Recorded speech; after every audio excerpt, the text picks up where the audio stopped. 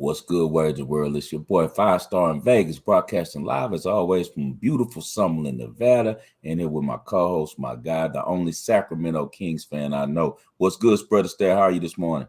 Oh man, it's a rare day off in the NBA world, right? When I was going through the stuff this weekend, I forgot. They let the national championship game stand alone, and I think that's a great idea.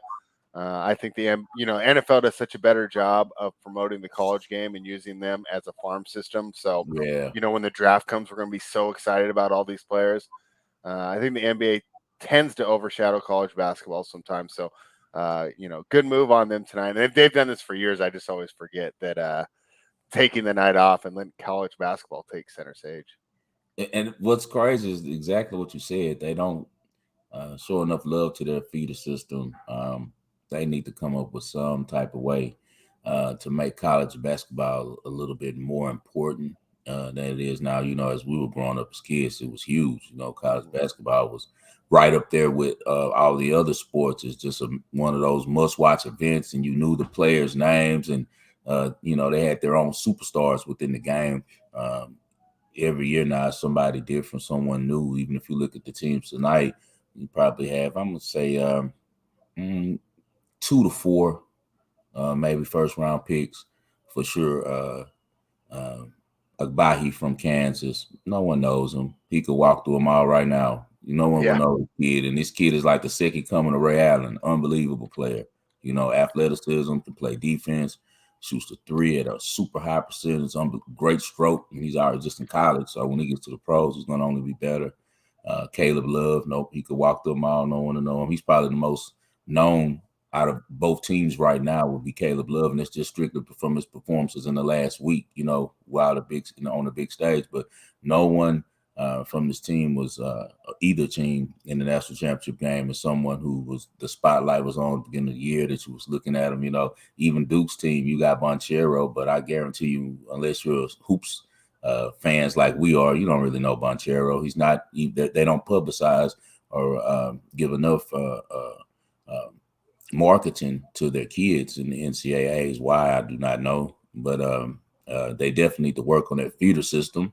But tonight we got the national championship game. But man, we had to wrap up our 11 straight consecutive weekend. We came through in the clutch. We went 4-0 for you guys on Friday because we don't take L's over here. We only get lessons, So we want to make sure that everyone ended up winners because we are winners. We don't do the L's, man. We don't do that over here. There's no such thing. We don't even say the word. So tell me this, Spread. How did your bet go on yesterday's news from Friday? The only mistake was not taking the money line.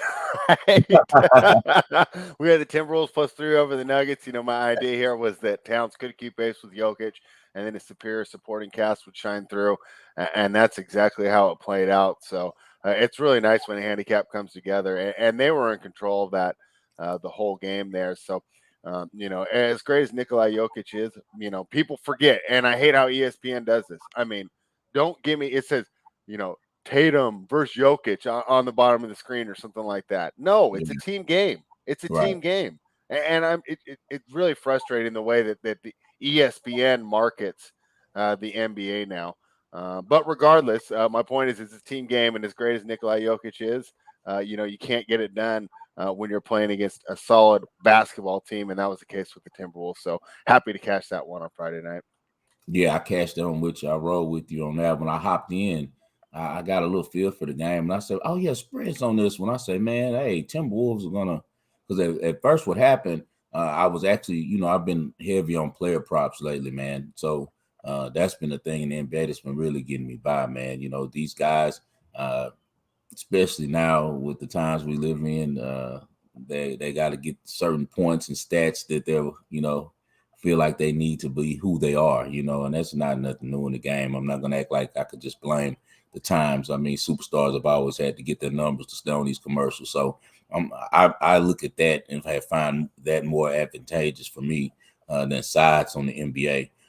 Just strictly because I'm not really familiar with what's the lineup's going to be. You never know what they're going to do with the lineups. And then as you always know, the refs with the NBA get tricky. So I've been on the player props lately. And I was looking at the player props and I saw in the head-to-heads, man, hey, Cat owns Jokic. Did you know that? I mean, it makes sense though, right? Because Cat, out of all the centers, he can go outside the best, right? Right. And Jokic is a little bit quicker, but still, I mean, Cat's so much faster on the perimeter. Right. He can go down low, right? He can still score on him down low, but the fact that he can bring him outside just opens up the whole offense for the team. So I wasn't, I didn't know that off the top of my head, but just going over that matchup and watching it multiple times, it doesn't surprise me. I mean, Towns, really the only drawback to his game is his defensive ability. I mean, on the offensive end, he's as close to a pure player as you can get. So, not surprising at all that he's able to do so well against Jokic. 12-6 against him, and he averaged about, I want to say, 8 more points. Jokic's numbers went way down on points against him, and that was surprising to me. So that is some of that is because Minnesota will just double him. Okay. Why wouldn't you? Why are you going to let him work one-on-one against one of your worst defenders? Right. Let the other guys. And Denver's playing catch straight up. Yeah, I'd rather. Yeah, I'd rather let Will Barton or Austin Rivers try and beat me, right? So. Right, of course. Okay, so that was great, and as I was saying, I've been concentrating on the player props. I gave out Kansas, but we'll break that down in a second. Getting back to one of the bonus picks, we did Jalen Green. I've been riding him, man. You know, you've been with me. We've been in the car with him now about 2 weeks, man. You can almost lay him every night, man, because as long as Christian Wood, who I've been clamoring, and you know that spread, I'm a diehard Rockets fan, man. I only want the best for my team. I don't mean any harm or any like I'm being a hater or something when it comes to Christian Wood. It's just unfortunately his game and the moment that he's in his career right now is on a different timetable than these kids. He's in the way anytime he plays with them because he has to get his shots up. You know, his contract demands that. And him wanting to continue to get paid like that in case he has to move to another team demands that. When he was traded for, it was originally to pair up with Harden. He played one game with Harden, you know, and he looked pretty good. But this is Jalen Green's team, man. And he would have been putting up these type of numbers all year because, as he said, he's a bucket. He's a walking bucket, man. We haven't seen the type of scoring ability that this kid has in a long time. He just went for 30 points, 4th straight game. Only other players to ever do that, Allen Iverson and Michael Jordan. That's pretty good company. So we had him over 22.5 in the last game. Pretty easy. He got to 30 again. As I said, when Christian Wood isn't there, you can bet him. The book still haven't caught up. I'm just waiting to open up the app and check out his player props to see 25.5, 26.5, because they haven't caught up yet, man. And I'm hoping they stay there. Yeah, I mean, he's been so much fun to watch, and I think you guys got yourself a winner there, and that's kind of how we're lamenting things in Sacramento, that we're not doing the proper rebuild like you guys. Get rid of everybody, get that top pick, and hopefully you find a talent like that. So really exciting to see what he's going to become, because obviously you talked about a slow start. So he's not, in the rookie of the year conversation, but in 2 to 3 years, if he's the best player out of this rookie draft class, I wouldn't be surprised. I think he definitely be the best one. Cade is going to be up there as well. He just had, it seems like Cade has some injury issues. Seems like he is one of those guys who's not going to play 82 games. Not many do anymore, but he seems like one of those kind of guys that gets nicked up a little bit. Jalen's so smooth, man. The moment the refs start respecting him going to the rack, he'll be averaging 30 a game. And also, as a Rockets fan, you got to be super excited with the drafting positions we're in for the next 2 years, with already probably the best young core in the NBA. Josh Christopher is an unbelievable talent. I see his stereotype as a D-Wade type player, really strong shot maker, very confident. He's a combo guard. I'm very excited to see where he goes in the future. I'm also very excited about Kenyon Martin's son, KJ Martin. He's a great piece player that's over there. And, of course, your guy that you put me on, Albert Sagoon. I was crying for Mobley, and my guy told me about Sagoon, and I'm really glad that we got Sagoon on his team, man. Also, yesterday's news, as you guys know, we hit Kansas -4 and over on the North Carolina and Duke game 151. Let's get to that over first.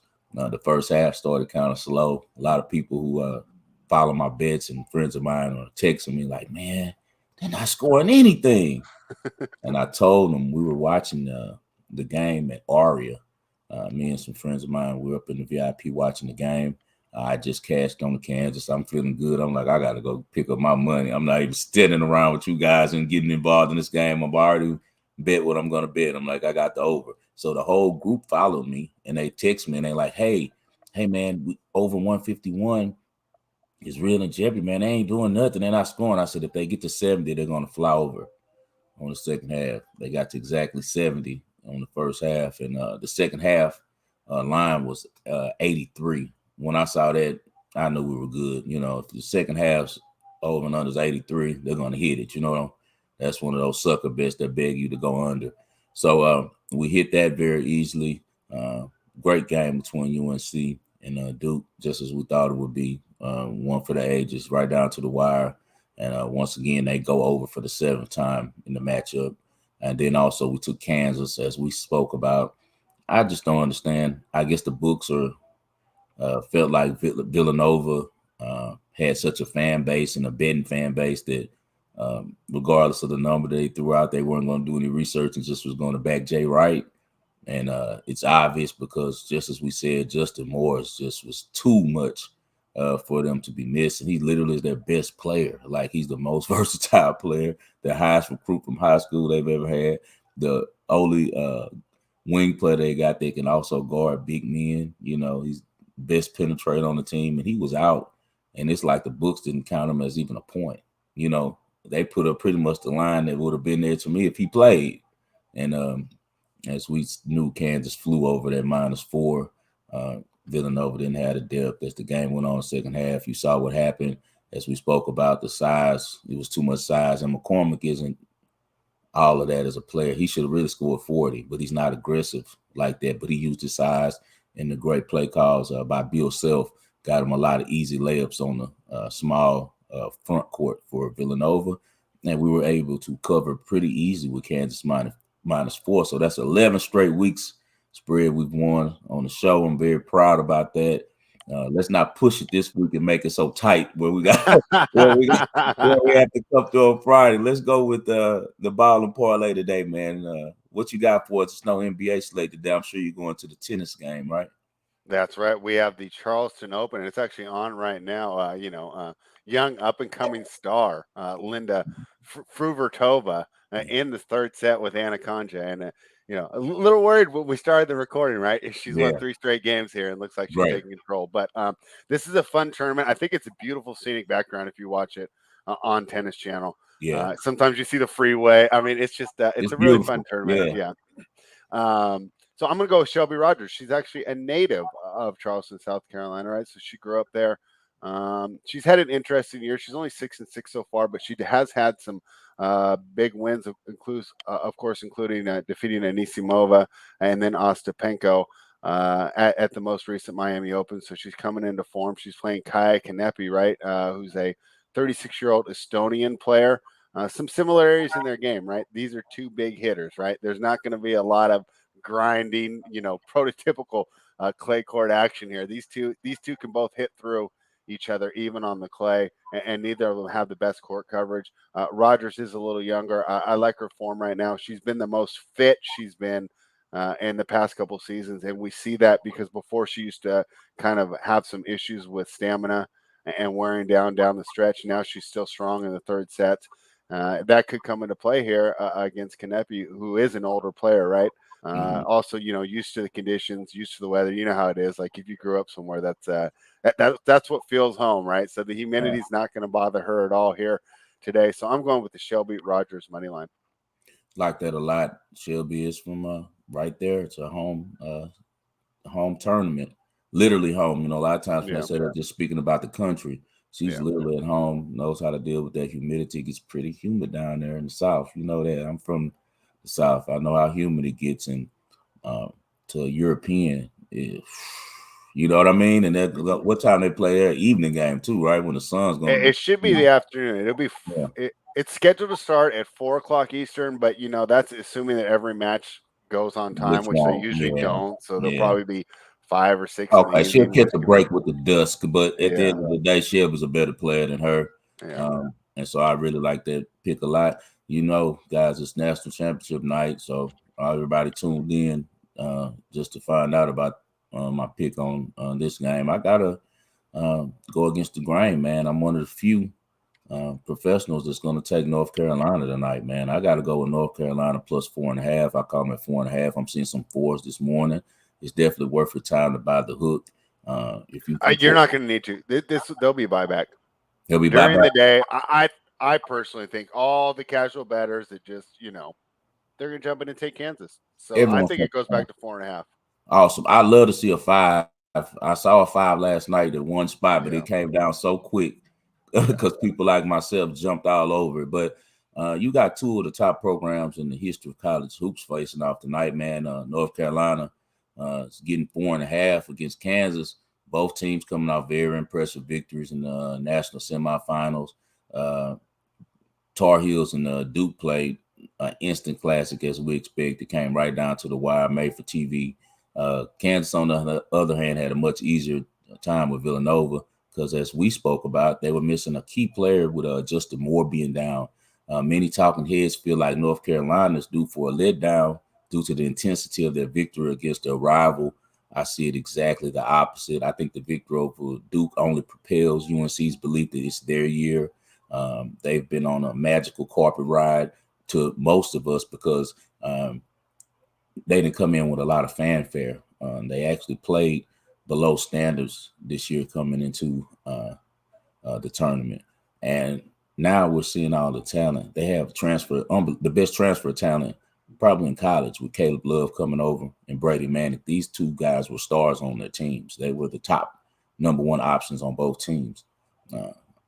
Great recruit, RJ Davis.